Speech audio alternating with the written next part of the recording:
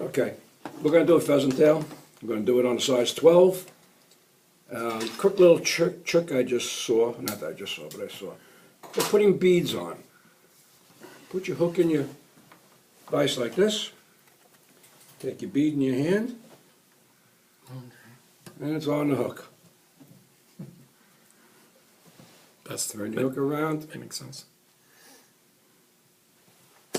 You're ready to go. Okay, now we're going to attach our thread.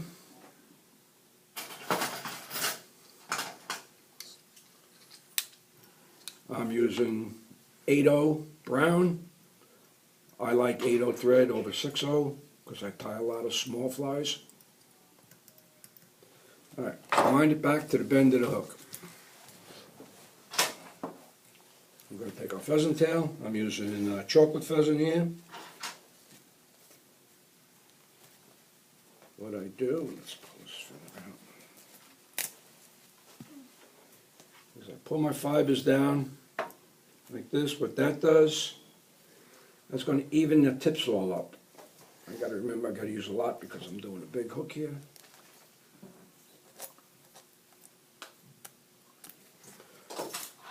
Okay.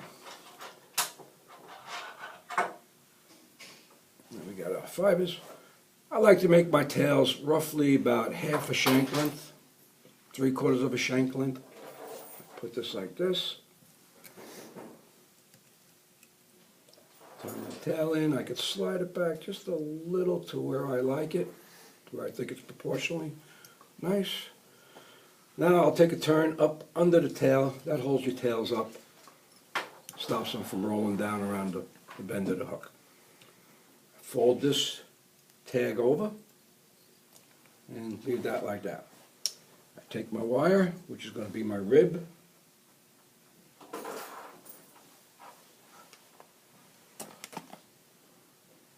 and again, as you see, I use electrical cord that I strip off, and you got plenty of copper ribbing. Put my wire in. I like to stick it up underneath the bead and lash it down.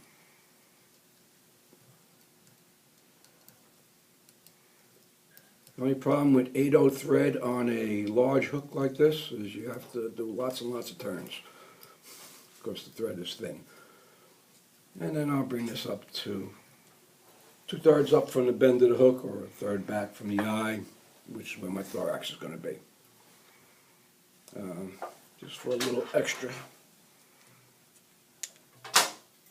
strength, I just put a little Sally Hansen's hard as nails on the hook shank. And then I wrap my pheasant tail. If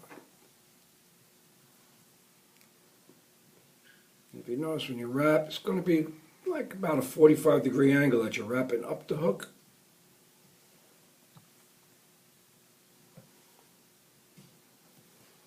And then we're going to tie that off where the thorax would be.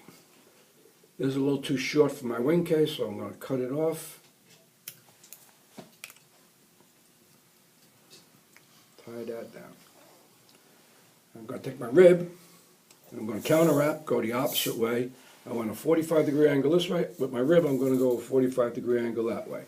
It gets your rib to stand out a lot better.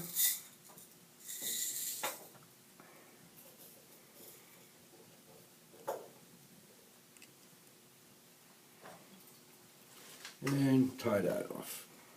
A couple of turns on top of it, a couple of turns behind it.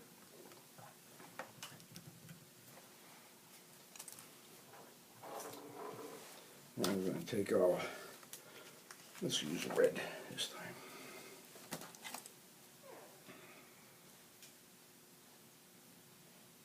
Again, I need a lot of fibers being this is such a big hook.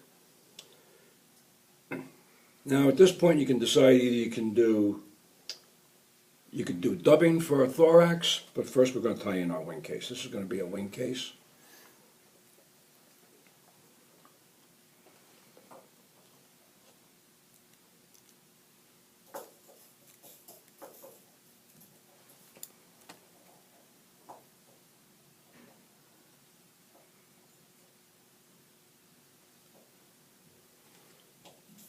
Tie this in right up on top of the hook, and it's going to be a little bit in front of the halfway mark of the length of the hook. We're just going to trim this a little bit, make it neat. Now here we could either use dubbing, which I probably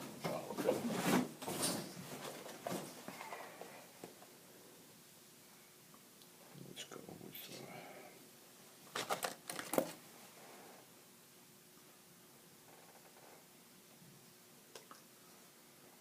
with brown dubbing,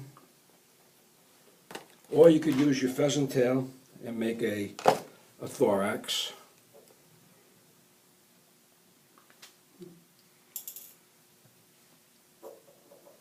I'll show you how to do this later on here. Peacock curl. Peacock curl works really good.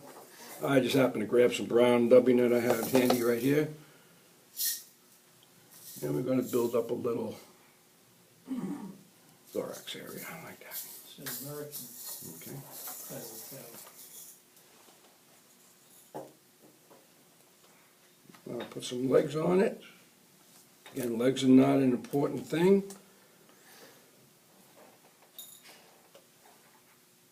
I'm going to put this with the tips coming off the point of the, over the eye of the hook. And I got about maybe 2 to 3 eye lengths. We're going to take this. Need a touch more dubbing.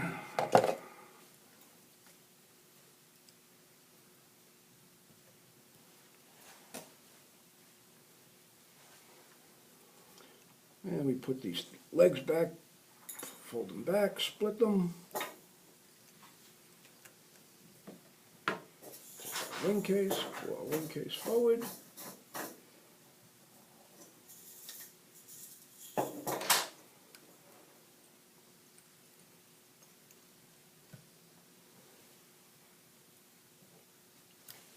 Cut our waist off.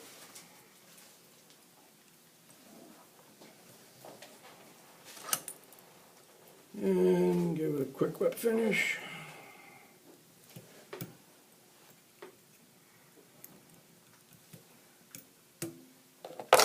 And the thread broke it just at the right time. Put it up a little bit.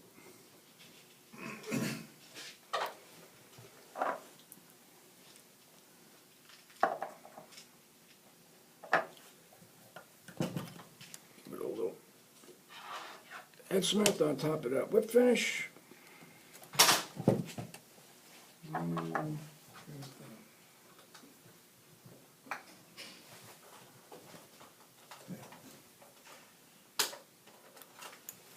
And there's a pheasant tail size 12.